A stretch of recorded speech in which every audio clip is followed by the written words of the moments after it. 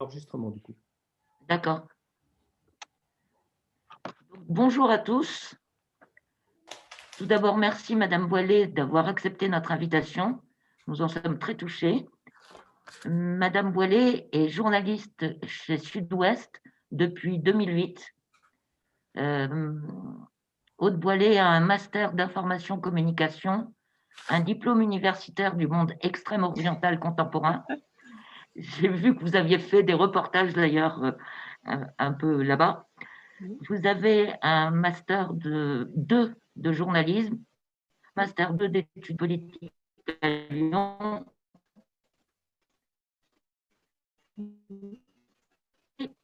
À la suite d'un reportage immergé pendant 8 jours avec une association de solidarité paysanne dans le Poitou-Charentes. Elle a reçu le premier prix, le grand prix de l'AFPA du journalisme agricole. Je vous laisse la parole et merci infiniment d'être là. Merci beaucoup, Christine. Merci beaucoup de m'accueillir, de m'avoir fait cette proposition qui, pour moi, est une première.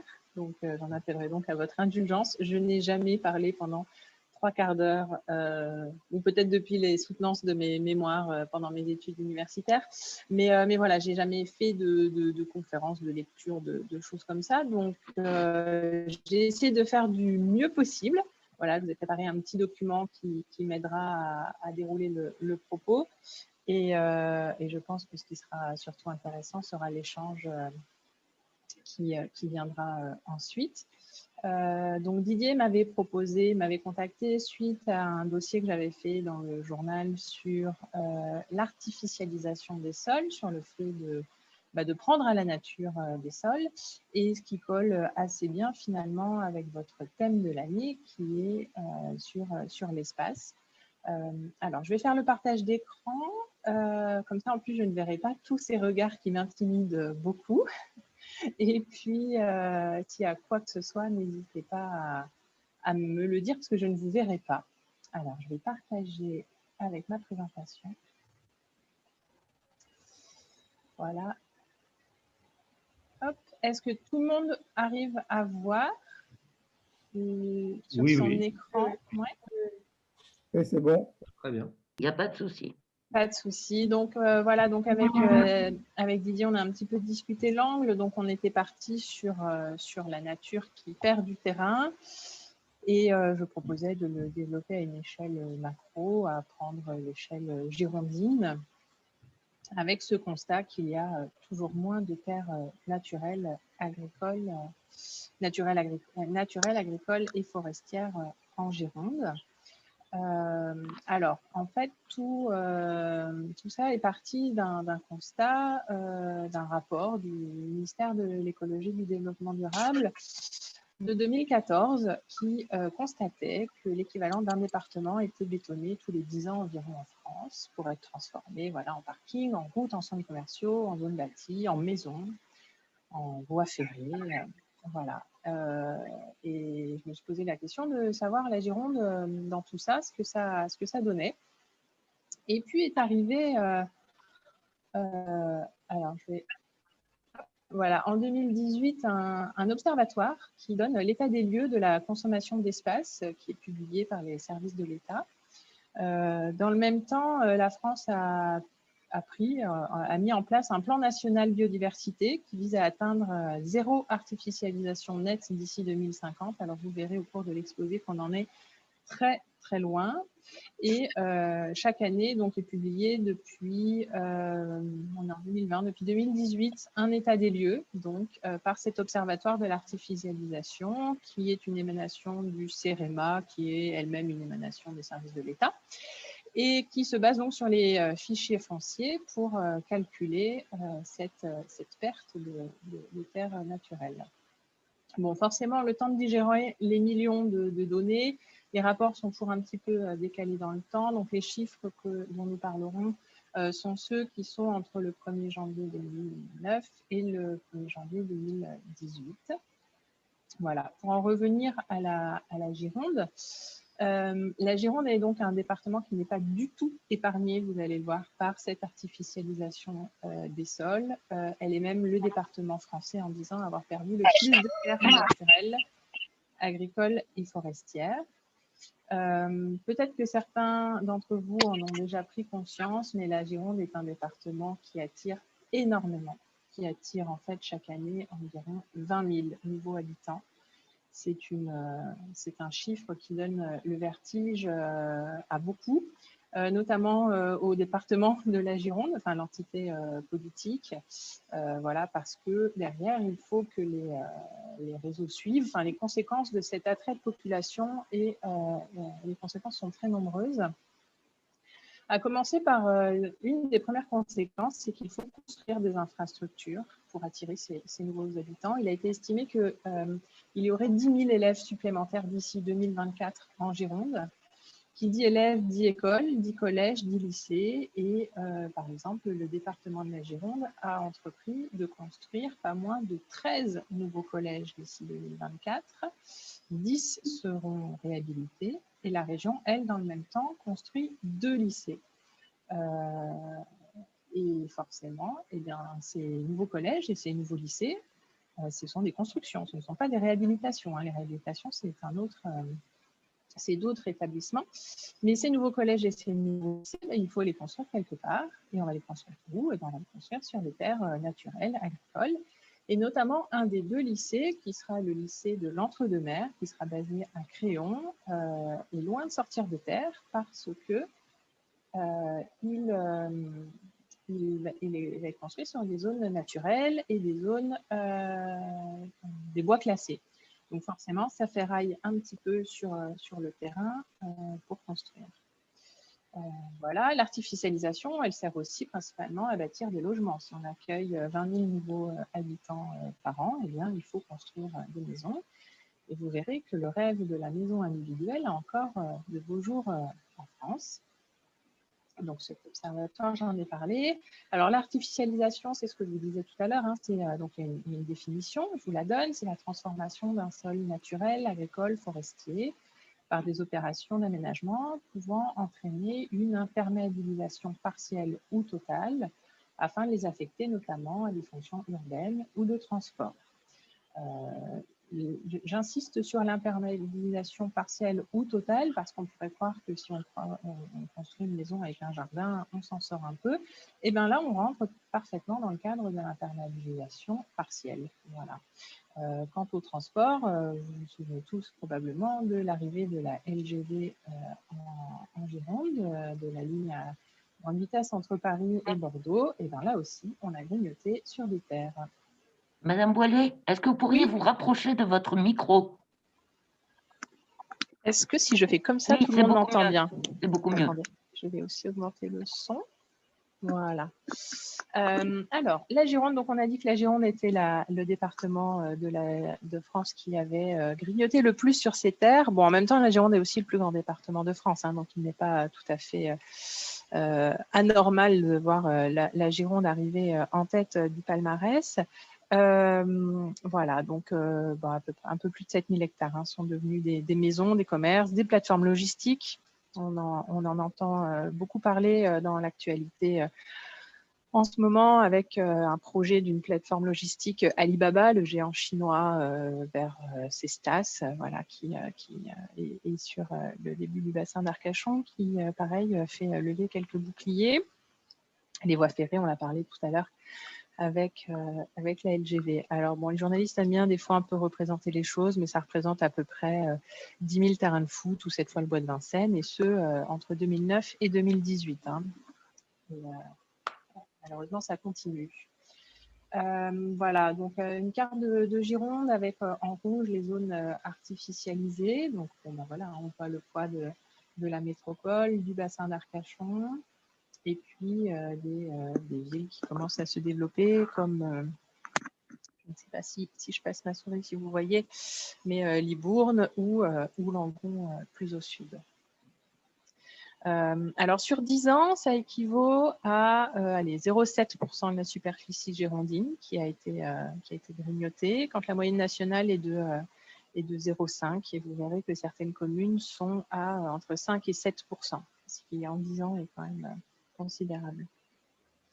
Alors, où est-ce qu'on peut faire? Eh bien, voilà, le littoral et le long des axes routiers. Alors, la Gironde ne fait pas exception hein, par rapport aux autres départements de France. C'est une tendance nationale. Hein, l'artificialisation se concentre surtout dans l'aire urbaine des métropoles, les premières et deuxièmes couronnes. Alors, je ne sais pas où est-ce que vous autres vivez, si vous êtes tous dans Bordeaux, mais voilà, les premières et deuxièmes couronnes, première couronne, ça va être Mérignac, Bouliac, voilà, et puis les deuxièmes couronnes, vous allez aller un peu plus loin, vous allez aller jusqu'à Créon, vous allez aller jusqu'à la Brède, vous allez aller jusqu'au Pian, voilà.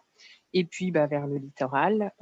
Donc voilà, donc forcément, la Gironde qui attire 20 000 nouveaux habitants par an, c'est un chiffre que je répète assez régulièrement parce que c'est quand même une donnée qui permet de tout comprendre. Et la Gironde n'échappe pas, hein, avec son littoral et sa métropole, à ce phénomène. Voilà. C'est aussi le long des voies de communication. Donc, la N89 vers Libourne, donc Montussan, Saint-Germain-du-Puch. Alors là, ça construit énormément. Les autoroutes, la 10 vers Saint-André-de-Cubzac. Le Cubzaguais est une partie du département qui a un essor très important. La 62 vers Langon. Donc, ces trois zones-là sont, surtout la 10, le Cubzaguais et vers le Libournais, sont des endroits où les terres sont encore assez accessibles pour des primo-accédants, ce qui n'est plus vraiment le cas vers le bassin d'Arcachon. Mais évidemment, les voies de communication, on construit autour. Et puis, les communes périphériques de la métropole bordelaise, dans la métropole, mais aussi, vous verrez avec l'exemple de Carignan et de Tresse, en dehors de la métropole, cette première couronne qui attire beaucoup. Alors, un petit exemple, voilà, en 2018, il y a un groupe Facebook qui s'appelle La Pointe du Cap Ferry qui a publié une vidéo et qui l'a réalisée à partir de vidéos de satellites capturées par Google Earth et qui permet de prendre cette mesure de cette urbanisation. Alors, ce que je vais faire, c'est que je vais arrêter, je vais repartager mon écran pour vous montrer cette petite vidéo.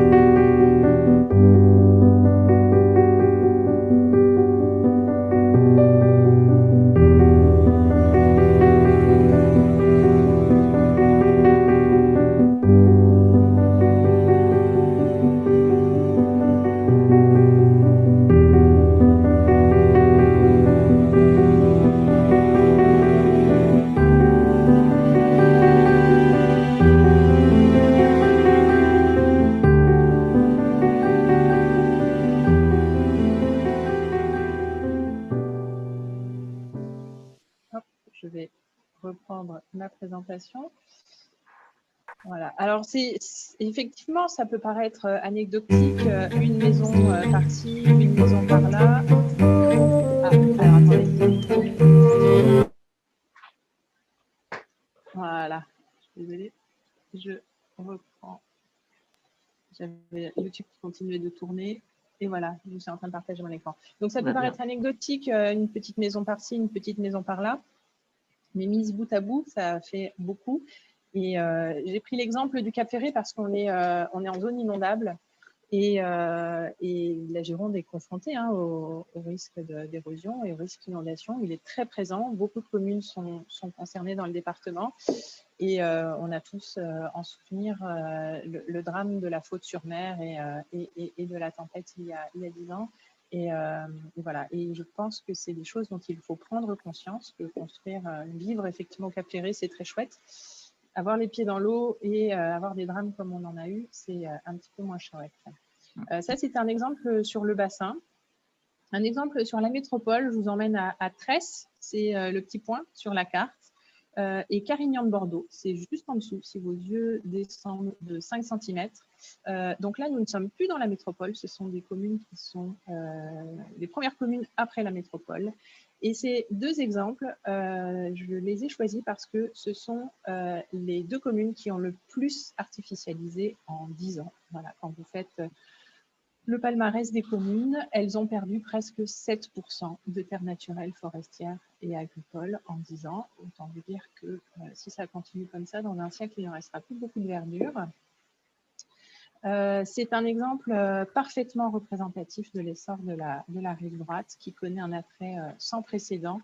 J'ai été affectée sur ce poste il y a quelques années et c'était, voilà, quand je me promenais ou quand j'allais à des reportages, j'avais toujours mon appareil photo à prendre des photos pour faire des avant-après.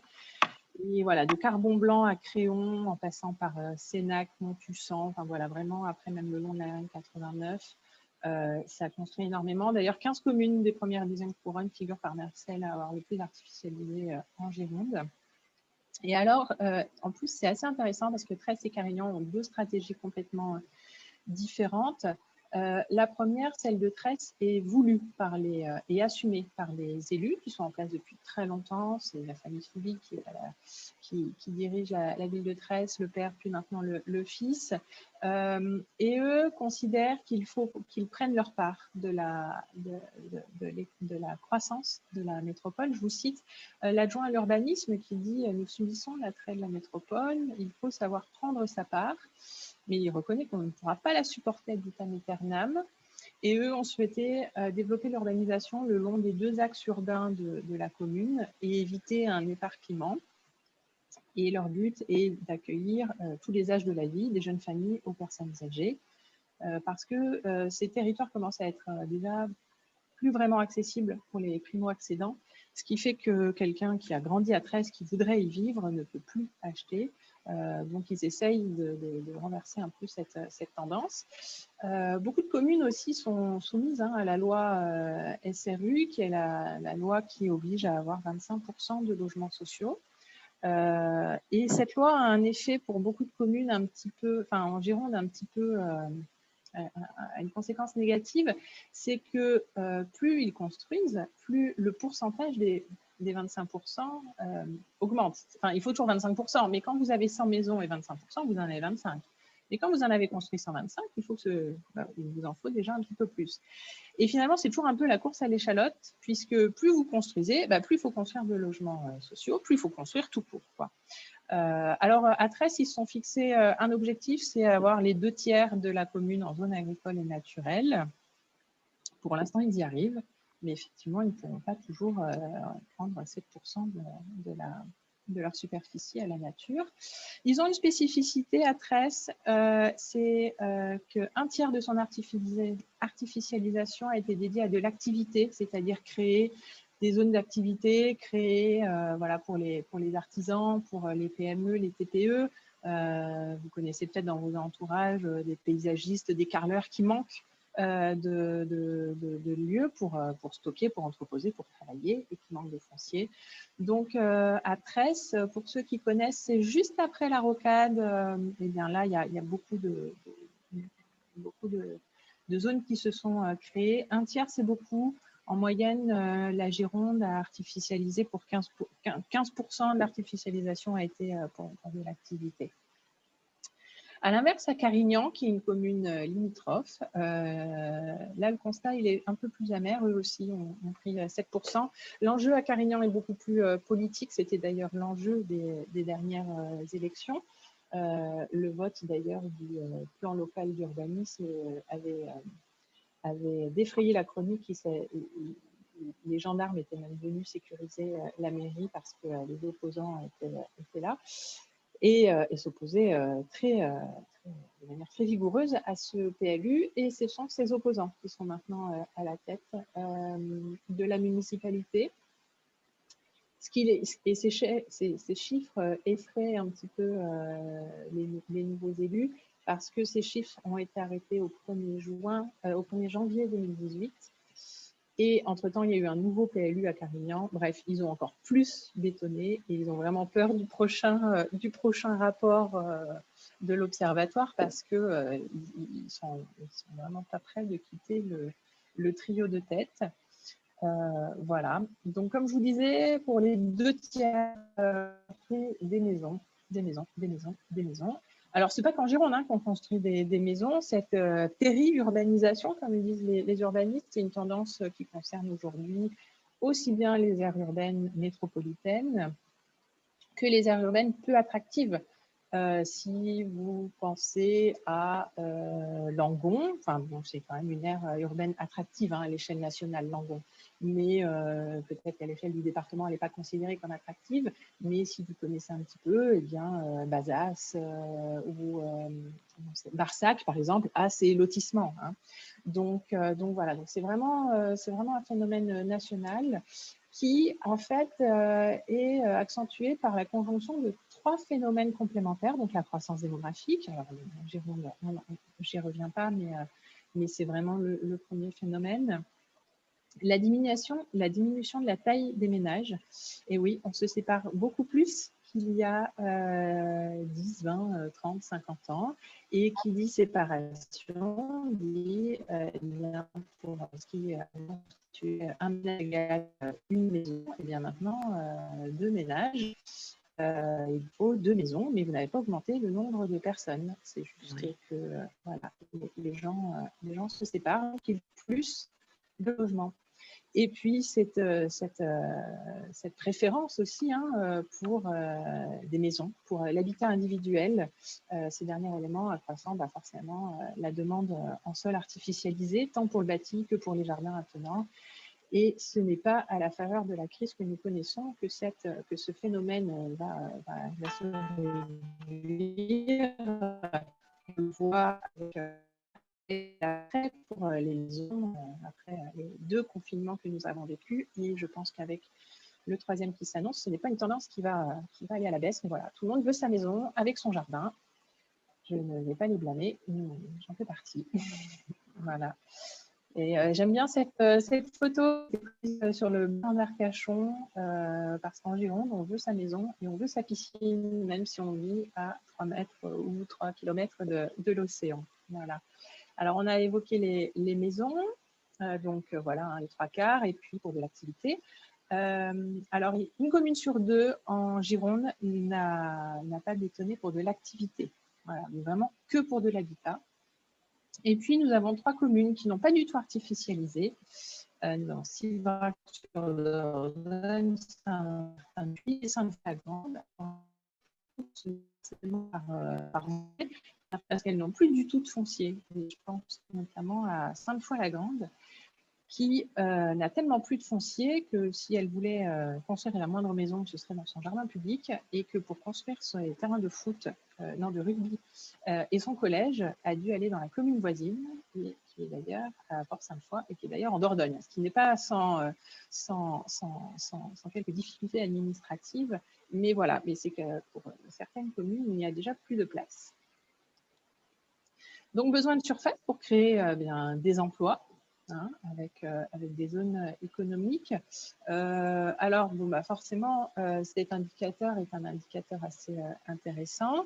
On assiste aujourd'hui à une tendance à l'implantation d'entreprises en périphérie des villes, en zone périurbaine, et ce qui crée des centres d'emploi secondaires. Donc, tout le monde ne va plus dans le centre de Bordeaux ou dans le centre de Libourne pour travailler, mais on travaille à Arvers ou on travaille à Mérignac ou à La Trêne. Alors forcément, certaines communes n'ont pas du tout artificialisé pour de l'activité, une commune sur 2, je l'ai dit tout à l'heure. À Bordeaux, à l'inverse, 93% des terres l'ont été pour accueillir des activités. Voilà. Et 16 communes girondines consacrent la moitié ou plus de leur artificialisation et de l'activité. Je pense notamment à la commune de Cestas qui, si vous allez sur le bassin d'Arcachon, est cette commune où il y a énormément le long de l'autoroute, où il y a l'entrepôt de Cdiscount, où il y a la Poste et où ça continue beaucoup. Alors bon, mesurer l'efficacité de l'artificialisation des terres pour de l'activité économique à quelques limites, parce qu'effectivement, tous les types d'emplois n'ont pas forcément besoin du même type d'immobilier, et une plateforme de téléconseiller aura forcément besoin de moins d'espace qu'une carrière, une plateforme logistique, mais emploiera plus de personnes. L'urbanisation n'est pas toujours efficace, et on se rend compte que plus on s'éloigne des centres-villes, moins l'artificialisation est efficace et plus elle est destinée à de l'habitat. Donc voilà, hein, Bordeaux, 93%, c'est pour de l'activité. Madame Boilet, votre micro. Ah oui, pardon. Attendez, hop, voilà. Alors par exemple, donc Mérignac a artificialisé 36 hectares pour de l'habitat et pour accueillir 2700 ménages, hein, pas habitants. Dans le même temps, la commune de Sadirac, elle, a accueilli un peu plus de 170 nouveaux ménages, mais pour la même superficie. Donc, on se rend compte que l'urbanisation à Mérignac qui est beaucoup plus efficace. On prend moins de terre par habitant et la surface est artificialisée moyenne pour accueillir de nouveaux habitants est faible. Donc ça, ce sera peut-être aussi un travail pour les communes. Enfin, voilà, pour l'aménagement du territoire, c'est un critère assez important à prendre en compte. C'est un chiffre qui est assez éloquent. 76 communes girondines ont artificialisé alors qu'elles ont perdu des habitants. Voilà, c'est la preuve que les programmes de rénovation des centres-bourgs ont de beaux jours devant eux et que l'objectif, comme je vous le disais en préambule, du zéro artificialisation nette d'ici 2050 est encore très très loin. Parce que voilà, nous sommes en 2020 et on prend encore sur la nature pour construire des maisons alors qu'on perd des habitants. C'est que les dents creuses ne sont pas comblées, que l'habitat ancien n'est pas rénové et qu'il y a encore beaucoup à faire. Alors les conséquences de cette artificialisation et de cet attrait des nouveaux habitants, ça, vous vous souvenez peut-être de ce petit autocollant qui avait fleuri à Bordeaux il y a 3-4 ans. Alors, cette photo, c'est moi qui l'ai prise. Je suis malheureusement à l'origine de ce buzz, comme on dit, et je l'avais prise sur un supermarché, prise en photo sur un supermarché de périphérie. C'était pas pris dans le centre de Bordeaux, hein. C'est vraiment finalement un phénomène qui touche un peu toute la Gironde. Voilà, c'est qu'on est bien content de vivre ici, mais avoir de nouveaux habitants, c'est un petit peu plus embêtant. Alors, les conséquences, on va y revenir, je reviendrai après sur l'accueil des nouveaux habitants. Les conséquences, forcément, hein, d'artificialiser, eh bien, voilà, c'est l'augmentation des trajets en voiture. Voilà, ça c'est la rocade, même pas l'été. L'atteinte à la biodiversité, elle est évidente, nous y reviendrons. La gestion des eaux, nous y reviendrons aussi. La banalisation des paysages. Je ne sais pas si vous êtes déjà promené en voiture métropole ou dans les zones penales. Et des fois, c'est difficile de savoir si on est dans un lotissement à Barsac, à Saint-Henri-de-Cubzac ou à Mios. Tous les lotissements se ressemblent, comme les zones périphériques se ressemblent. La diminution des terres agricoles et donc de notre autonomie alimentaire, nous y reviendrons aussi à la fin. Donc, les communes périphériques de la métropole bordelaise qui ont bétonné, eh bien, il y a ce phénomène que les urbanistes commencent à quantifier. C'est qu'on est très content de vivre dans son lotissement, mais qu'on ne veut pas qu'il y ait un lotissement qui vienne à côté de chez soi. Ça va aussi, pareil, pour les villes où on est content de vivre dans sa résidence, mais quand on nous dit qu'on va avoir une résidence à côté, forcément, on tord un peu du nez. Alors, je vous montre une petite vidéo. C'est un exemple à Villeneuve-d'Ornon. C'était l'an dernier, il y a 1 an et demi, où pour dénoncer l'urbanisation excessive de la ville, il est vrai que Villeneuve-d'Ornon, si vous vous y promenez de temps en temps, construit beaucoup. Les membres du collectif Villeneuve en commun ont changé le nom de l'avenue des Pyrénées et de l'avenue Georges Clémenceau en l'avenue des promoteurs et boulevard des bétonneurs. Je vous montre une petite vidéo d'une de mes collègues. Je la trouve très intéressante, voilà, pour montrer ce phénomène. Alors, attendez, hop, je repartage l'écran.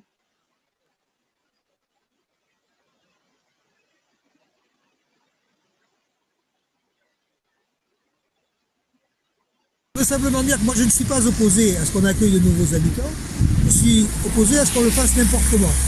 Et aujourd'hui, il y a des projets les uns après les autres, et on accueille les nouveaux habitants dans de mauvaises conditions, et notamment dans des mauvaises conditions environnementales, dans des mauvaises conditions de circulation, mais on accueille aussi les enfants qui vont venir dans nos écoles, vraiment dans de très mauvaises conditions, puisqu'on va construire des classes préfabriquées, et on sait bien que les classes préfabriquées, c'est froid l'hiver, chaud l'été, et qu'au niveau pédagogique, c'est pas bien du tout. Donc, ni pour les enseignants, ni pour les enfants. Donc, urbaniser une ville, c'est aussi anticiper sur la façon dont on va le faire et pas laisser la place aux promoteurs. C'était le but de notre manifestation aujourd'hui. Voilà. Et alors, ce que dit ce YouTube, je vais fermer. Voilà. Et ce que dit ce promoteur, finalement, attendez, je vous repartage mon écran avec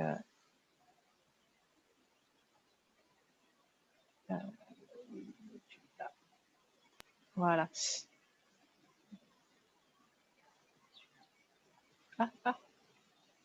Voilà. Et ce que dit ce manifestant, il dit deux choses. Je ne suis pas opposé à l'arrivée de nouveaux habitants, mais là encore, hein, je ne juge pas, hein, je ne serais absolument pas ravie de savoir qu'on va construire un lotissement dans mon jardin alors que je vis moi-même dans un lotissement. Et la deuxième chose, c'est la question des infrastructures, la question des écoles. Et on en revient à la même chose, hein, qu'on disait au début, la construction de nouveaux collèges, des écoles qui doivent s'agrandir. Voilà. Donc, il y a beaucoup de conséquences à l'arrivée de ces nouveaux habitants.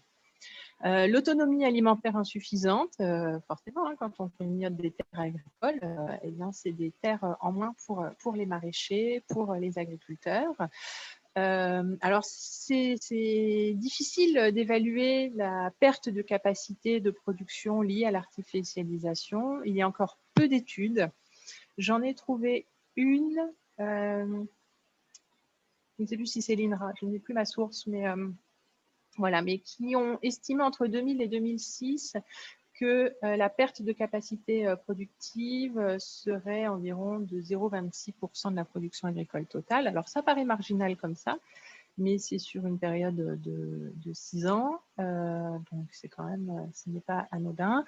Et puis, vu à une échelle locale, les effets de l'artificialisation des sols sur l'agriculture sont perçus de façon bien plus concrète que ces 0,26%.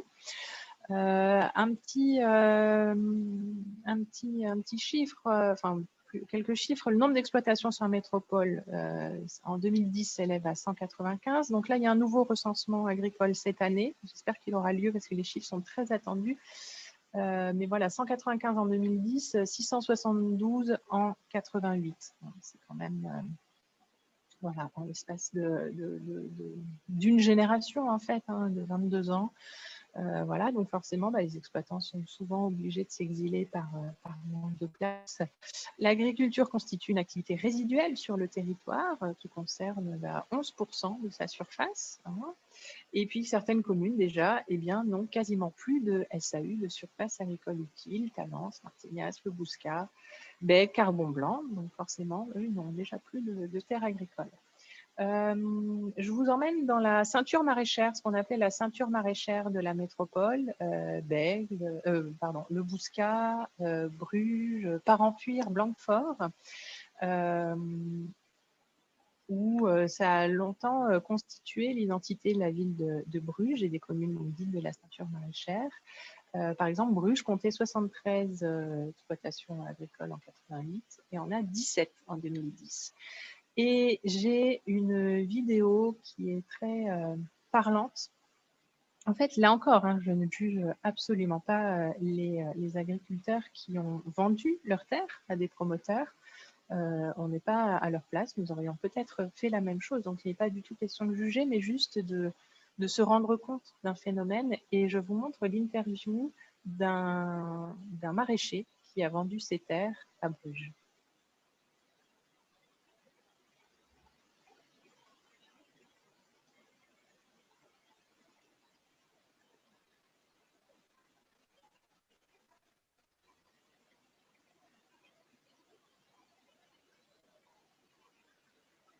C'est un petit peu loin à démarrer.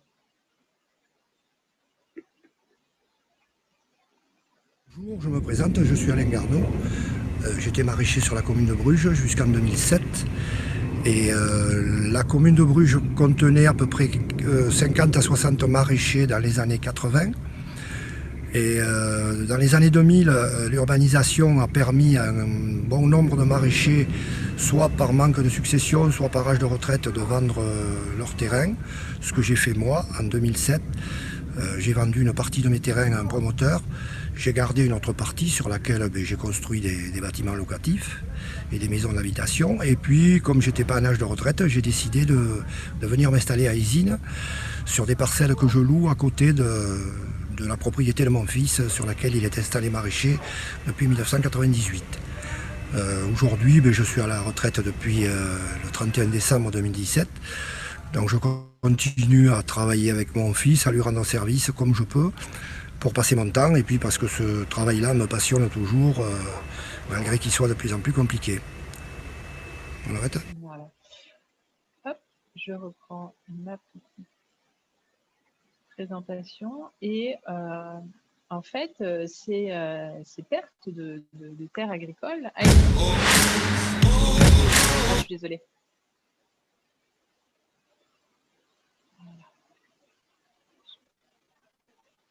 Attendez, j'essaye de fermer le Vendée Globe. Est-ce que tout le monde revoit? Oui, c'est bon. Oui. Et m'entend? A donc une conséquence directe, eh bien, c'est ce qu'on appelle la perte d'autonomie alimentaire. Et si la métropole devait se suffire à elle-même en produits frais, eh bien, nous tiendrions à peine une semaine, en fait. Et ce critère de l'autonomie alimentaire est certes un calcul théorique, mais il est assez révélateur. Et clairement, les 6500 hectares de surface agricole utile dans la métropole sont insuffisants pour nous nourrir.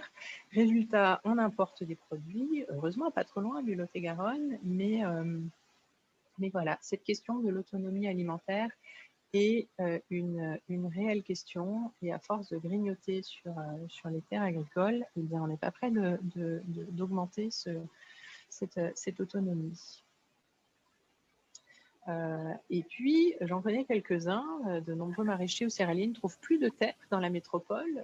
Pour ceux qui vivent sur la rive droite, il y a en Barès un moulin avec un céréalier qui est obligé de cultiver ses céréales dans le Lot-et-Garonne parce qu'il ne trouve pas de terre dans la métropole, et il fait ensuite son pain à Ambarès. Voilà. Et lui aimerait vraiment en trouver pour limiter tous ces kilomètres. Et puis, repousser les agriculteurs loin des villes et de là où on vit conduit aussi à d'autres conflits, ce qu'on appelle les conflits d'usage et les incompréhensions entre les viticulteurs principalement, parce qu'on en a beaucoup dans le département, et les néo-ruraux. Et ce sont des conflits, on le voit lors notamment des épandages, lors des traitements. Les gens ne savent plus forcément se parler, et c'est un phénomène dont nous ne sommes pas du tout épargnés en Gironde. Et puis, comme disait tout à l'heure le manifestant à Villeneuve-d'Ornon, les écoles ne suivent pas. Les réseaux, souvent, ne sont pas dimensionnés pour attirer beaucoup de nouveaux lotissements, de nouveaux habitants. Et c'est une question. Alors, je vous cite le nouveau maire de Carignan, qui, comme je vous disais, cette commune de la rive droite de la métropole, qui a fait du PLU un enjeu des dernières élections, et il le reconnaît, et il subit donc l'attractivité de la métropole et du sud-ouest. Il faut mettre tous les moyens en œuvre pour freiner ce développement, car nos réseaux et infrastructures ne peuvent pas suivre, et que l'exemple de Carignan ne peut pas suivre. Voilà, c'est un exemple à Carignan, mais il se démultiplie sur toutes les communes et intercommunalités du département. Et puis, voilà, ça c'est une photo qui a été prise par mes collègues de Langon la semaine dernière. Voilà, les inondations à répétition, et j'imagine qu'ils seront à nouveau sur le pont samedi parce que la tempête Justine est annoncée. Voilà, c'est si on bétonne des terres naturelles, agricoles, forestières, boisées, eh bien, c'est à répétition. Forcément, hein, l'imperméabilisation des sols modifie des processus hydrologiques et diminue la capacité d'infiltration des sols, l'évaporation de l'eau, hein, évidemment. Voilà, des exemples de la semaine dernière, les pluies diluviennes qui ont saturé les cours d'eau du Sud-Gironde pour la seconde fois en moins d'un an. Et sachez que certains sinistrés n'avaient même pas eu le temps de toucher les assurances de la des premières inondations. Le maire de Fargues-de-Langon, alors je vous ai mis sa citation parce que vous allez voir ce qu'il pointe, hein. Il est tombé près de 40 mm de pluie en quelques heures comme en mai dernier. Ce qui est exceptionnel ne l'est plus. Nous devons intégrer ces nouveaux phénomènes climatiques. Il y a aussi un problème d'entretien des fossés à certains endroits et bien sûr l'artificialisation des sols. Voilà, c'est une prise de conscience collective. Alors forcément, hein, la vapeur ne se renversera pas d'un coup, mais cette artificialisation des sols est déjà pointée par les élus. Et puis, alors là, c'est moins dramatique que les inondations, c'est pour ça que je le mets en second plan. Eh bien, la nature qui perd du terrain, ça suscite des rencontres inattendues. Et c'est notamment le cas de ce sanglier qui avait été abattu devant le palais de justice de Bordeaux en 2015. C'est la première fois qu'on voyait un sanglier divaguer dans le centre. Et c'est ce que disait le chargé de communication de la Fédération de chasse de la Gironde, qui est une situation qui sort de l'ordinaire, parce qu'il n'est pas courant de voir des sangliers en ville. Cela s'explique par une urbanisation croissante et l'on retrouve les sangliers dans les secteurs où ils n'étaient pas auparavant. La même analyse du président des louvetiers de Gironde, qui était sur place pour neutraliser l'animal en 2015. En ville, les cas se multiplient. Il y a 2 semaines, un sanglier a pénétré à l'intérieur du Castorama de Villeneuve-d'Ornon. Nous avons aussi des signalements d'un lotissement à Saint-Médard. Et la même année, à Lormont, il y avait eu une battue au sanglier qui s'était terminée à 2 pas de la rocade et 3 sangliers avaient été tués. Voilà. Alors forcément, je vous le disais tout à l'heure, l'artificialisation a aussi des conséquences sur la biodiversité, qu'elle soit terrestre, au sol. Forcément, hein, on perd des animaux. Donc, elle se fait aussi, cette urbanisation, à 90% au détriment des bonnes terres pour l'agriculture. Donc déjà qu'on n'a pas assez de maraîchers et de céréaliers pour nous nourrir, et en plus, on leur prend les bonnes terres, comme les marais ou les tourbières, qui ont un rôle important dans la recharge des nappes, qu'elles soient superficielles ou souterraines, qui améliorent aussi la qualité de l'eau en retenant les nutriments. Voilà, donc ça a aussi pour conséquence de réduire l'habitat naturel des populations animales, des végétaux. Alors, je vous cite une étude de 2018 du Muséum d'histoire naturelle et du CNRS. 33% des oiseaux des campagnes avaient disparu entre 1989 et 2017, avec une chute un quart en 15%. Voilà, en cause la destruction des habitats, l'agriculture intensive, les pesticides et l'artificialisation, forcément. Il y a aussi un autre petit détail, je ne vous ai pas mis là une photo, mais une des conséquences aussi de cette artificialisation, c'est la banalisation des paysages. Peut-être que dans vos prochaines interventions, il serait intéressant de faire appel à un paysagiste, à un urbaniste sur cette banalisation des paysages. Mais comme je vous disais tout à l'heure, parfois on se promène dans un lotissement, on ne sait absolument pas où on est. Pareil si vous vous promenez, que vous soyez à Bruges, à Pessac ou à Bègles, si on vous y amène les yeux fermés, ça va être difficile de savoir dans quelle commune vous êtes. Et finalement, il y a aussi une petite perte d'identité. Moi qui viens de l'autre bout de la France, je viens de Lorraine. Le village lorrain a une typicité, il est très typique. C'est un village qu'on appelle un village rue. Et bien là aussi, hein, on perd cette identité parce qu'on construit des lotissements et on perd cette identité qui fait que du premier coup d'œil, on sait si on est sur le bassin d'Arcachon, en Lorraine ou dans un village breton. Bon, un petit peu d'espoir pour terminer ma présentation, et j'aurais tenu les 45 minutes. 2 exemples pour garder un peu espoir. Le stockage des terres agricoles, c'est tout nouveau, ça vient d'arriver en Gironde. Donc le foncier, on l'a dit, hein, il est rare, il est cher, il est convoité. Donc un dispositif de stockage de terres agricoles a été créé pour préserver les terres agricoles convoitées d'autres usages, surtout en zone périurbaine. Alors concrètement, c'est par exemple une mairie ou une intercommunalité qui identifie des terres disponibles sur son territoire, qui voit qu'elles vont partir pour construire des lotissements ou des maisons. Elles sont achetées et stockées par la SAFER, la Société d'aménagement foncier et d'établissement rural, avec l'aide du conseil régional et de la collectivité. Et puis, quand un candidat se présente pour les acheter, eh bien, ces terres sont stockées. Donc, elles sont là. Et puis, la Chambre d'agriculture vient en soutien pour vérifier que les terres sont adaptées, que celles ont les caractéristiques pour faire du maraîchage, par exemple.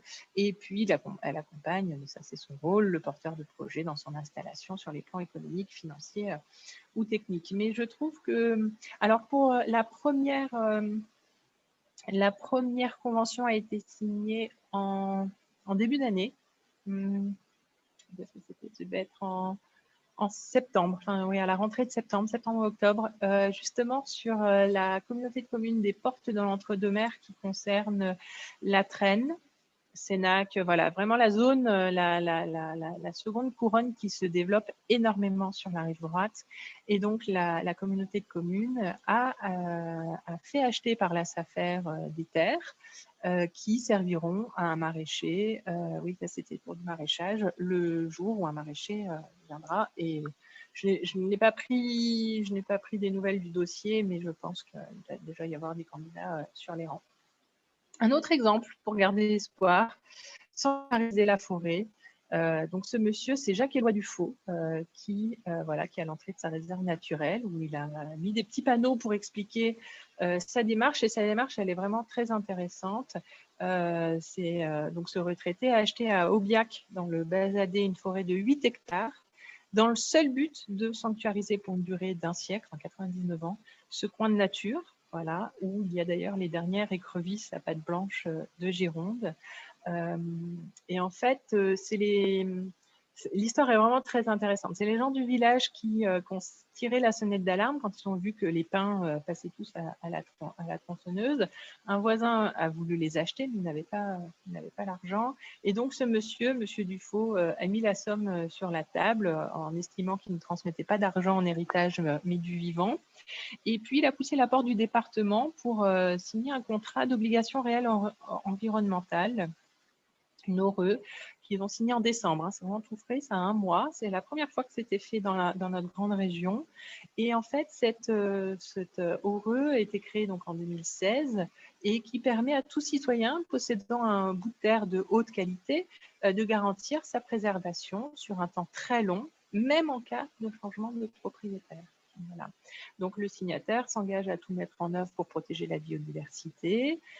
Et puis, en face, le département classe les parcelles en espaces naturels sensibles et apporte une assistance technique aux propriétaires. Voilà, une petite note positive pour montrer que la prise de conscience est quand même réelle et que chacun dans son coin peut quand même essayer de contrecarrer cette artificialisation. Voilà. Pour aller plus loin, je vous ai mis juste 2 petits liens que vous pourrez consulter. Cette présentation, je vous la laisse. Le premier, c'est le rapport donc, de l'artificialisation sur lequel je me suis basée. Le deuxième, nous avons mis en place à Sud-Ouest, ce S me fait mal aux yeux, un petit moteur de recherche pour découvrir la situation commune par commune en Gironde. Donc, vous pourrez voir en cliquant sur le lien bleu et en mettant votre commune, quelle part de sa superficie elle a grignoté à la nature. Et puis, pour ceux qui ont le temps, un site qui est fait par l'IGN, remonter le temps. Donc là, il faut prévoir des heures. Et vous pouvez faire ce genre de choses qui sera ma dernière diapo. Voilà, je vous présente Bruges en 1956 à gauche et en 2018 à ma droite. Et voilà, vous pouvez faire des comparatifs comme ça, commune par commune, dans toute la France. Donc, si vous venez de Morlaix ou de La Ciotat, vous pouvez faire la même chose. Et voilà, et cette carte de Bruges, finalement, j'ai passé 3/4 d'heure à vous parler d'artificialisation des sols, mais vaut mieux qu'un long discours et permet de se rendre compte qu'il y a beaucoup moins de beaucoup moins de verdure. Même si elle est en noir et blanc, on se rend compte que, voilà. Voilà, voilà. Bien, merci infiniment, Madame Boilet. Je vais demander à tout le monde de réactiver son micro, Voilà, tout c'est ce que je simplement, pour propose qu'on à puisse tout le monde. poser des questions. Merci Pascal d'être là. Cette urbanisation et l'artificialisation avec ces terres agricoles perdues nous ouvre un petit peu les yeux parce que c'est vrai qu'on est un peu à côté, nous tous. C'est vrai qu'on a tous envie d'une maison, d'une piscine, d'un jardin, mais on ne se rend pas compte réellement de tout ce qui se passe. Cette urbanisation peut entraîner quelque chose dont vous n'avez pas parlé, et c'est les déchets qui vont dans l'eau directement dans les océans, notamment avec, on a été sensibilisé dernièrement sur le fait que les gens jetaient leurs masques et que les oiseaux, les tortues de mer, etc., se prenaient dans les élastiques. Il y a autre chose aussi. En fait, cette prise de conscience collective qui commence, heureusement, peut faire que ça peut changer les choses, effectivement. Et d'ailleurs, il y a une nouvelle loi qui est passée où les bruits fermiers et les odeurs sont maintenant protégés. Donc, c'est un petit espoir, ça aussi. C'est exactement l'exemple du conflit d'usage entre néo-ruraux et ruraux. Ouais, ouais. Et puis, évidemment, on espère qu'il y aura d'autres pionniers comme Jacques Éloi Dufaux, qui est quand même extraordinaire. C'est une très, très bonne. J'ai vu ça en Alsace, d'ailleurs, une petite forêt qui était aménagée avec des petits mots de poésie, et puis tout un parcours de promenade. C'était très, très joli. Et la personne protégeait son petit bout de forêt et nous permettait de le visiter en plus. Voilà. Je pense qu'il va y avoir plein de questions. Qui veut prendre la parole? Merci infiniment. De rien, c'est vraiment une première pour moi. J'espère que je n'ai pas été trop longue ou trop ennuyante. Non, non, du tout. Didier, je pense que tu veux la parole. D'abord, je voulais remercier Aude pour cette présentation assez large et très sympathique. Je voulais quand même apporter peut-être un autre regard sur ce que l'on peut faire, disons, contre cette artificialisation des sols. D'abord, est-ce qu'on ne peut pas avoir des bétons qui soient poreux et qui laissent passer l'eau? J'ai lu dans le sud-ouest ce matin que dans les rues de Bordeaux, les rues pavées laissaient passer beaucoup d'eau, ce qui était très bien parce que ça va directement dans le sol qui les filtre. Et ça évite que tout se déverse dans la mer, comme disait Christine tout à l'heure. Alors ça, c'est la première chose. Est-ce qu'on ne peut pas améliorer donc la qualité alors je ne dis pas des bétons, mais enfin des revêtements d'une façon générale? Et la deuxième question, si je peux me permettre, concerne la réhabilitation des sols. J'ai entendu dire qu'à Bordeaux, à Bordeaux-Nord en particulier, et sur les quais, il y a des anciennes usines, des anciens docks ou des terrains à destination industrielle ou commerciale qui allaient disparaître. Alors, au lieu peut-être de faire tout de suite des maisons dessus, est-ce qu'on ne peut pas les réhabiliter, c'est-à-dire végétaliser les sols? Je crois que vous en avez parlé tout à l'heure. Ce sont des choses qui ont été faites dans le nord de la France, sur les bassins, à l'emplacement des mines, donc des sols qui sont ravagés à la fois mécaniquement, chimiquement. Donc il a fallu les traiter et ensuite apporter de la terre végétale. Voilà, j'aurais d'autres questions, mais pour tout à l'heure. Après, effectivement, la qualité des bétons, il est évident que la recherche et développement doit progresser. Sinon, il nous faut votre micro. Voilà. Il est évident que la qualité des bétons doit évoluer, que la recherche et développement doit évoluer, tout comme la construction des maisons ou des choses comme ça. Effectivement, c'est une très juste remarque. Sur la réhabilitation des docks, je pense qu'il faudrait effectivement, comme quand on construit un programme immobilier où il y a une part imposée de logements sociaux, de commerce, enfin c'est pas de commerce, d'activité, peut-être qu'il faudrait également y ajouter un pourcentage de verdure. Pourquoi est-ce que ça ne rentrerait pas dans le cadre d'un quart ou je sais pas, après il faudrait déterminer un pourcentage, mais je pense que ça me semblerait être une piste, puisque déjà ces pourcentages d'imposer du logement social, de l'activité dans un programme s'imposent. Pourquoi ne pas effectivement mettre une part de verdure? Denis, tu as une question? Ah, j'ai cru que tu avais une question, Denis. Olivier. Ah, Olivier. Oui, alors le chiffre qui m'a le plus frappé, c'était les 93% d'artificialisation des sols qui étaient du fait des entreprises, des activités en fait. Je ne sais plus si c'est 93% de la métropole ou 93%. Non, Bordeaux. Oui, vous avez dit? De Bordeaux. De Bordeaux. Quoi qu'il en soit, je suis frappé quand je me promène en Gironde en constatant que la plus petite commune tient à avoir sa propre zone artisanale ou commerciale, bien sûr, ou industrielle, qui sous-entend des voies de desserte et puis beaucoup de sols immobilisés. Lorsqu'une entreprise de zone d'activité fait faillite, eh ben, ça fait du terrain mort qui est perdu, si ça fait à tout jamais.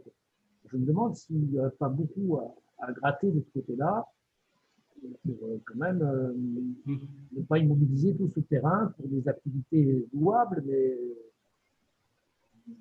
pas toujours pérennes. Et voilà. Après, les chiffres de l'Observatoire montrent qu'une commune sur deux en Gironde n'a pas artificialisé pour de l'économie. Donc c'est pas forcément, c'est pas encore peut-être dramatique, mais effectivement, d'ailleurs, beaucoup les communes sont maintenant aussi regroupées au sein d'intercommunalités et de plus en plus d'intercommunalités prennent la compétence économique pour justement éviter que chaque commune veuille sa zone économique et en construire une, plutôt en construire une pour la communauté de communes, pour l'intercommunalité, ou en fonction de la taille de l'intercommunalité. Vous avez certaines CDC qui ont 90 communes et d'autres qui en ont 10. Donc voilà. Mais il est vrai que j'ai remarqué que de plus en plus de communautés de communes prenaient cette compétence économique pour éviter que chacun veuille faire sa zone économique ou artisanale. Merci, ça me rassure un peu. Oui, Jean-Pierre. Oui, je vous remercie d'abord, Madame Boilet, de votre exposé. Mais est-ce qu'il ne faudrait pas le resituer dans un cadre beaucoup plus large, qui est celui de l'exode rural, qu'a connu la population française depuis déjà au moins un siècle, qui fait que la population s'est regroupée dans les centres urbains où se trouvaient davantage d'emplois, joint aux autres phénomènes que vous avez signalés, notamment le goût des nouveaux urbains d'avoir en réalité un habitat néo-rural, ce qui complexifie un peu la chose. Vous avez évoqué, il y a ce problème. Il me semble aussi que la question, c'est de savoir quelle place on veut faire dans notre société à l'agriculture.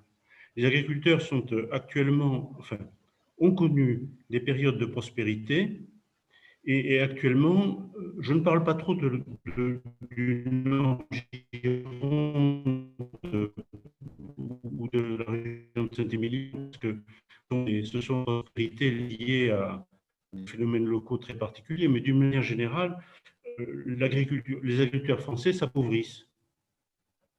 Et ce qui suscite une envie de la part de toutes les personnes qui font pression, et en particulier toutes les personnes qui veulent des habitats urbains dispersés.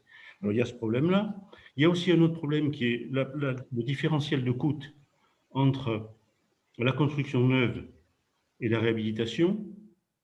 Je n'ai pas d'éléments économiques pour le savoir, mais je suis à peu près certain que la proportion doit être assez considérable entre la construction d'une petite, ce qu'autrefois on appelait une maison Bouygues, ou même plus autrefois encore une chalandonnette, et la réhabilitation d'une vieille maison dans laquelle on va aller de surprise en surprise parce qu'on a besoin de faire des reprises en sous-œuvre si les fondations ne sont pas suffisantes, on a besoin de, etc. Bon, vous voyez, il y a cet élément-là. Puis alors, un autre élément tout à fait ponctuel, qui est celui du changement de la législation sur la chasse.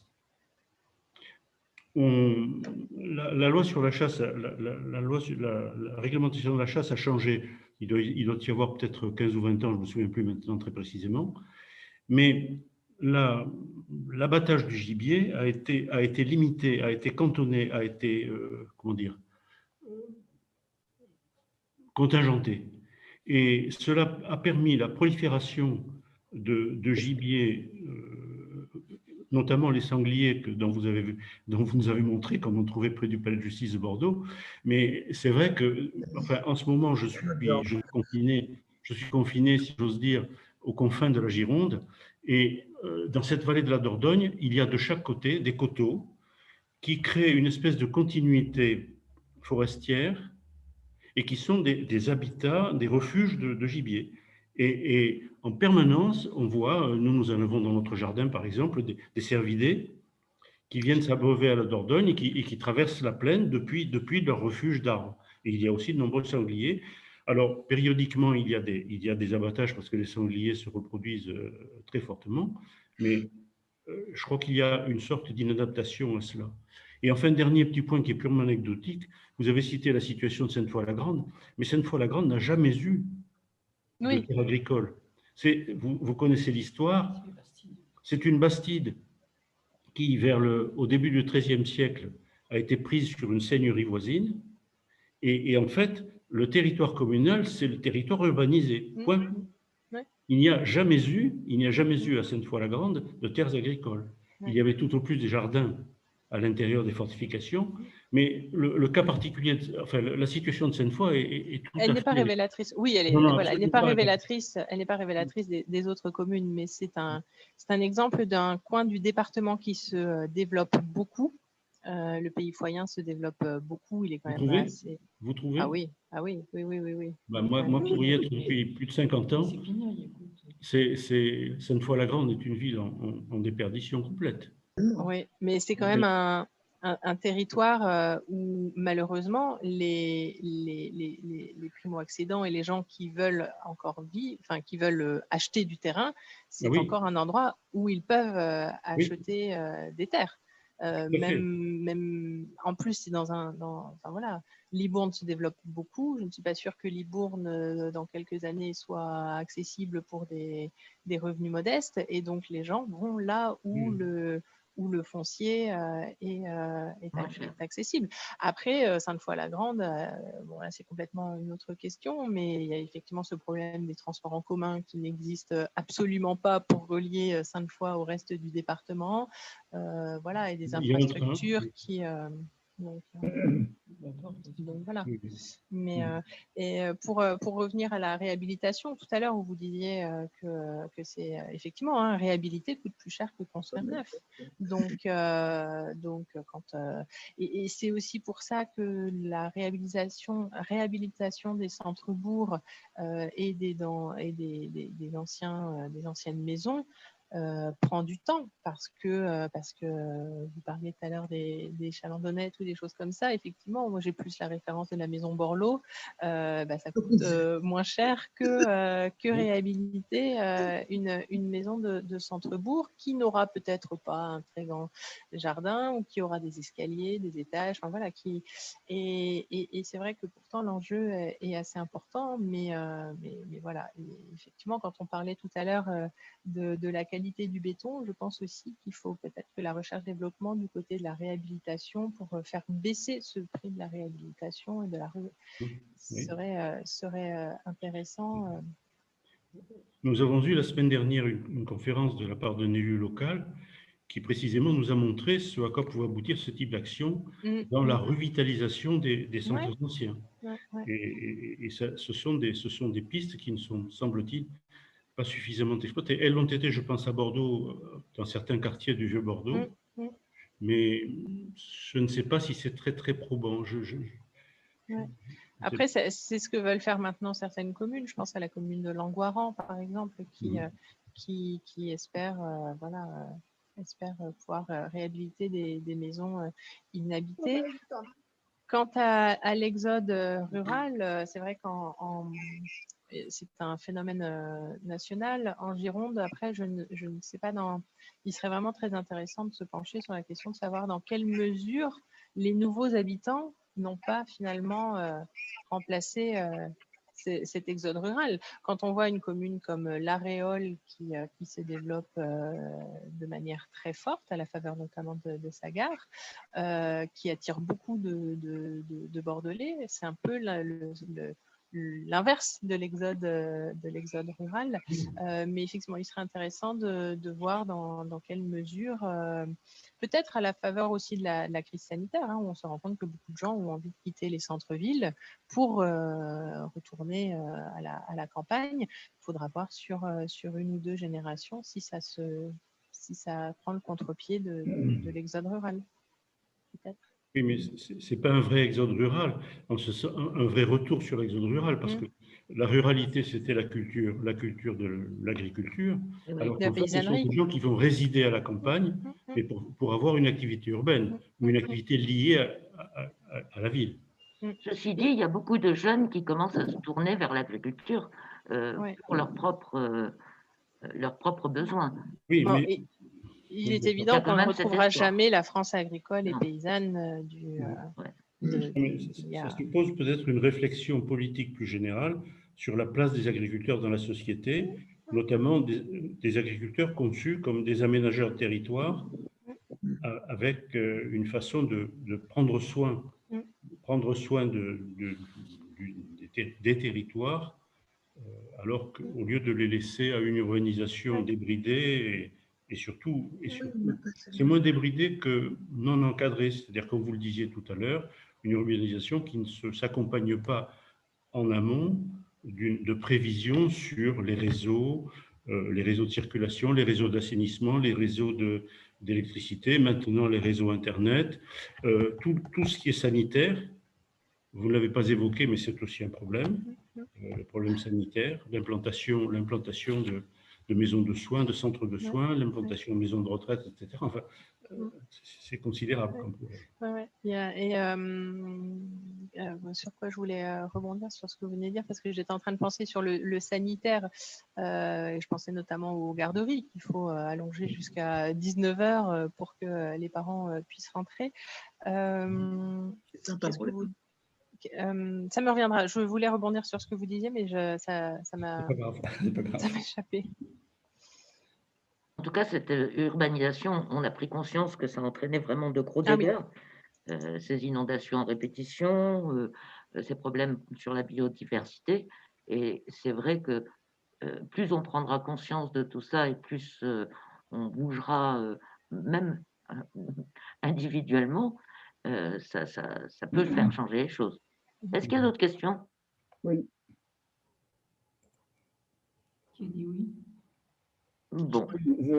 Je voulais vous demander si vous avez entendu parler du projet de ferme solaire dans le sud du département de la Gironde. Il existe déjà à Cestas Néonem, oui. Une ferme solaire assez grande, mais il est question de construire 4 ou 5 fois plus grand. Je crois, j'ai vu dans le journal ce matin que ça ferait 10 000 ça ferait 1000 hectares. 1000 hectares, c'est énorme. Et pour cela, il faut abattre des pins. Donc, d'une part, vous abattez des pins, et deuxièmement, vous artificialisez les sols, donc c'est une perte complète du point de vue écologie. Alors, la question est la suivante. J'ai vu aussi à la télévision qu'il y avait des grands projets de ferme solaire, mais avec des panneaux qui s'orientent en direction du soleil, pour une question de rendement, bien sûr. Et à ce moment-là, on peut planter. On peut planter un panneau. Je l'ai vu aussi, oui. Oui, tu l'as vu, oui. Mais je crois que sur celui de Gironde Sud, c'est continu, quoi. C'est une Exactement. espèce de toit continu, on ne peut rien faire dessous. C'est ça, c'est ça, Alors, c'est ça. est-ce qu'au moins on pourrait récupérer la terre, par exemple? Bah, là, ce projet-là, je ne sais pas, mais effectivement, peut-être qu'avant, et c'est ce que disent d'ailleurs les opposants à ce projet, avant de mettre 1000 hectares de panneaux photovoltaïques, peut-être que déjà il faudrait avoir mis des panneaux photovoltaïques sur tous les supermarchés, sur tous les parkings des supermarchés, sur toutes les zones d'activité, et voilà, parce que là, le phénomène semble être un peu pris à l'envers. En fait, il y a encore plein d'endroits où on peut en mettre et on va aller couper 1000 hectares de pin. Donc effectivement, quand on voit tous les entrepôts, on peut peut-être déjà en mettre à cet endroit-là. Et il est vrai que le promoteur de ce projet promet de compenser, c'est-à-dire de planter par ailleurs 1000 hectares. Mais avec enfin voilà, ça ne satisfait pas grand monde. Ce ne sera pas d'une manière continue. Enfin voilà, ce ne sera pas forcément. Enfin voilà, c'est quand même assez. Donc c'est vrai que c'est un projet assez Je crois que qui pose question. C'est pas encore adopté le projet, je crois. Non, mais c'est vrai que quand on voit ce qui s'est fait à Cestas, c'est peut-être qu'il y avait moins de vigilance à l'époque. Mais c'est vrai que pour avoir visité la ferme solaire de Cestas, ça fait un peu mal au cœur quand même de se dire qu'on a pris toutes ces terres. Voilà, il n'y a même pas de l'élevage en dessous. Effectivement, j'avais fait un reportage une fois en Charente où la fermière voulait mettre de l'élevage en dessous et faire paître ses moutons. Bon, voilà, il y a peut-être effectivement des solutions ou ce maraîchage, mais en attendant, là, c'est purement. Enfin, voilà, il n'y a plus. Enfin, ferme solaire, il y a juste le mot ferme pour rappeler l'agriculture, mais il n'y a rien d'autre, quoi. Hein. Donc voilà. Et pour répondre je me suis souvenue de ce que je voulais dire à Jean-Pierre tout à l'heure. Effectivement, les agriculteurs doivent faire partie de l'aménagement du territoire. Alors, la Chambre d'agriculture siège à la CDAC, qui est la Commission départementale d'aménagement commercial. Voilà, bon, elle a une voix parmi d'autres, mais elle siège dans des instances, donc elle n'est pas oubliée dans les instances, mais son poids, effectivement, je suis entièrement d'accord avec vous, son poids dans la société n'est pas présent. Il suffit de voir le nombre de députés qui sont agriculteurs. Je pense qu'il se compte sur les doigts d'une main. On avait Pascal Lavergne dans la 12e circonscription de la Gironde, qui était le suppléant de Christelle Dubos, qui est agriculteur à Montségur. Mais voilà, moins les agriculteurs seront élus, plus ils disparaissent aussi de notre paysage d'instances, des décisionnaires. Et vous avez entièrement d'accord, ils doivent faire partie de l'aménagement du territoire. Mais voilà, leur pourcentage dans la population baisse. Je ne l'ai plus en tête. Il doit être maintenant peut-être à 6% de la... Ça doit être quelque chose comme ça. Et voilà, la paysannerie et l'agriculture disparaissent vraiment. Et pourtant, c'est ce qui nous fait vivre. C'est ce qui nous permet de manger. Et de ne pas être dépendant d'autres pays aussi. Hein. Qu'on soit dépendant du Lot-et-Garonne, passe encore. Qu'on soit dépendant de l'Ukraine ou d'autres pays, déjà pose un peu plus question. Et puis la question aussi en Gironde, hein, où je crois que c'est 80% des terres font du vin. Il y a ça aussi, hein, c'est retrouver une certaine polyculture qui a complètement disparu ces dernières décennies. Alors certes, les jeunes, j'aurais tendance à dire que les jeunes viticulteurs qui s'installent, j'en connais quelques-uns, tentent de retrouver cette polyculture.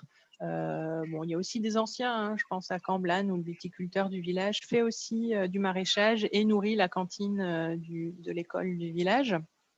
Et je pense qu'il faudrait retrouver de plus en plus cette polyculture, déjà pour une harmonisation des paysages, pour éviter de voir de la vigne partout, et aussi pour être un peu plus complémentaire, parce qu'on ne peut pas se nourrir que de raisins ou de vin. Bien. Est-ce qu'il y a d'autres questions? Eh bien, écoutez, je vous Oui, remercie oui, oui, infiniment. oui. Je crois que Didier en Ah, a une. oui, Oui. Didier. Je voulais vous demander si l'examen de certains pays étrangers, notamment l'Angleterre, ne peut pas nous servir comme aide à notre vision future. Je sais qu'il y a déjà très longtemps, en Angleterre, il n'y avait plus que 4% d'agriculteurs, maintenant ça doit être encore beaucoup moins, et que par contre, il y a une agriculture intensive, Oui, comme aux Pays-Bas. comme aux Pays-Bas. Mais oui, aux Pays-Bas, c'est pareil. Oui. Alors, est-ce que des expériences anglaises ou hollandaises peuvent être utiles à notre réflexion?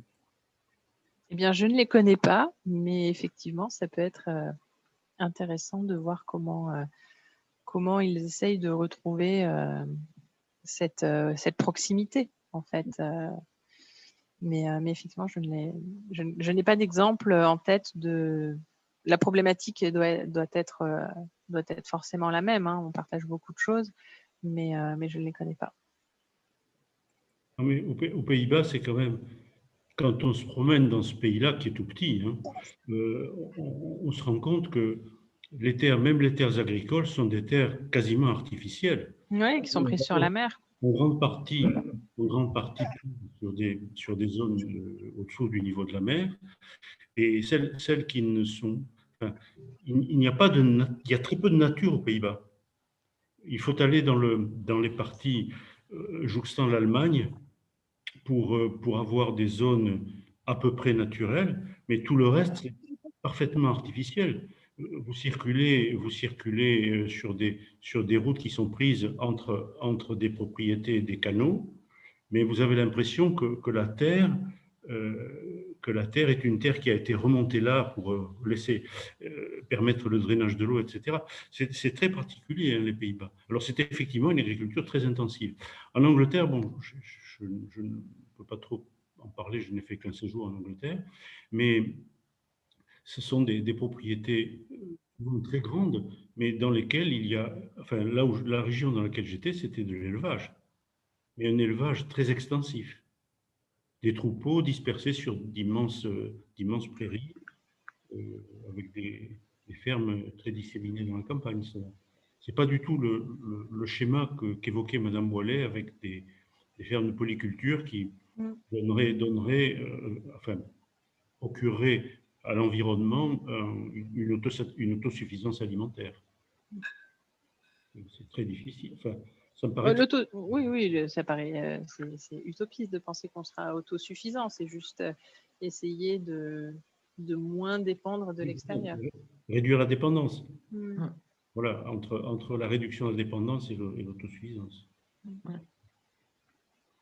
Et je ne sais pas si on a, compte tenu de la diversité des terroirs français, si on peut tirer un avantage d'une comparaison avec les Pays-Bas. Peut-être l'Angleterre. Peut-être l'Angleterre qui partage plus, l'Angleterre ou l'Allemagne qui partage plus de…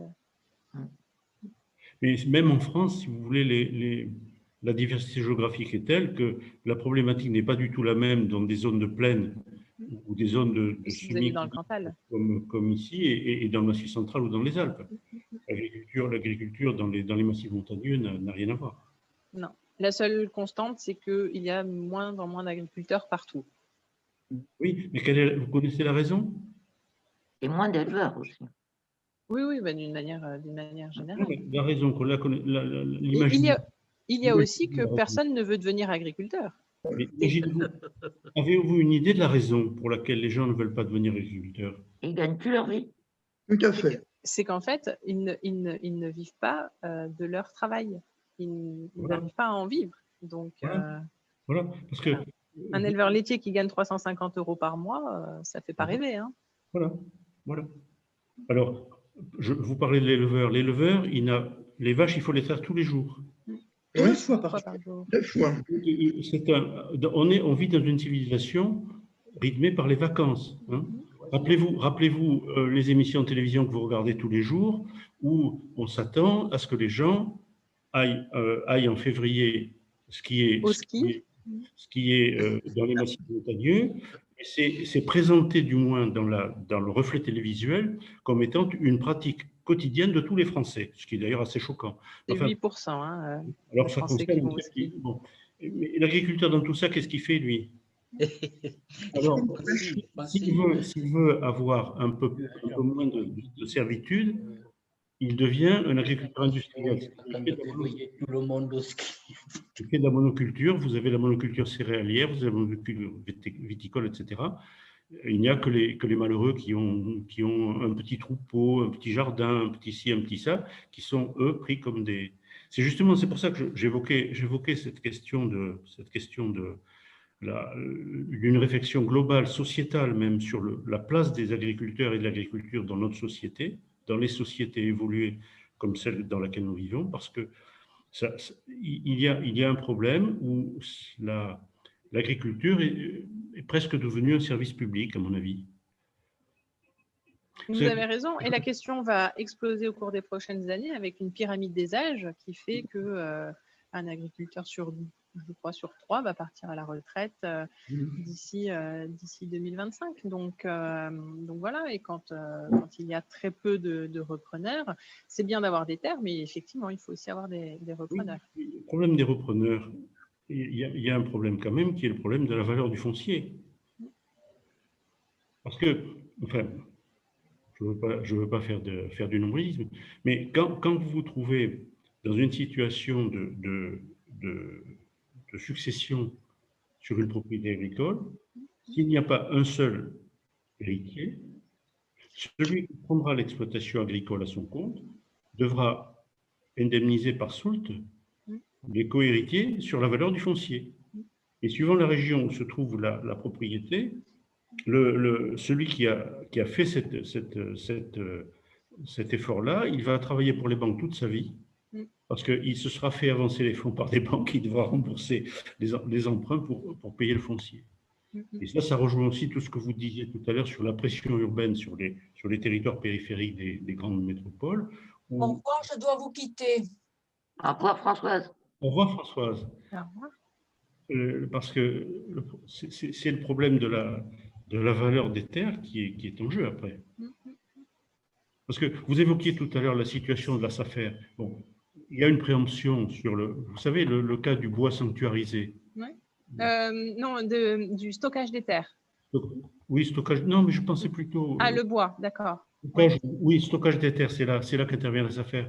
Mais le propriétaire de terre à qui on offre, j'en sais rien moi, mettons 10 000 € à l'hectare, je n'ai aucune idée de la valeur des terres en ce moment, à qui on offre 10 000 € par hectare, on ne peut pas lui imposer de le vendre 5 000 si. Donc, il faudra que le différentiel soit pris en charge par la collectivité. C'est à vérifier parce que les collectivités peuvent préempter et les domaines font une évaluation du prix. Donc, je ne suis pas sûre que si vous avez un promoteur et qui triple la mise, s'il peut la remporter. Vous savez, les évaluations des domaines, elles ne s'imposent pas. Parce que la préemption, c'est une forme d'expropriation. Et tout ça, c'est contrôlé par le juge, oui. Par le juge. Ouais.